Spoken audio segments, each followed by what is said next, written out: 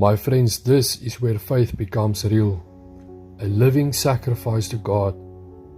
And so, dear brothers and sisters, I plead with you to give your bodies to God because of all He has done for you.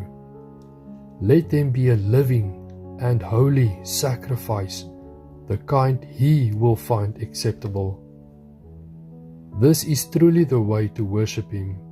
Don't copy the behavior and customs of this world, but let God transform you into a new person by changing the way you think. Then you will learn to know God's will for you, which is good and pleasing and perfect. Because of the privilege and authority God has given me, I give each of you this warning. Don't think you are better than you really are.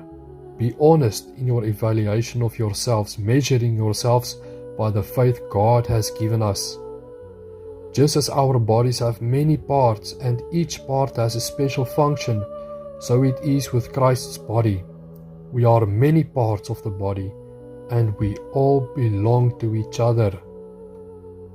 In His grace, God has given us different gifts for doing certain things well. So if God has given you the ability to prophesy, speak out with as much faith as God has given you. If your gift is serving others, serve them well. If you are a teacher, teach well. If your gift is to encourage others, be encouraging.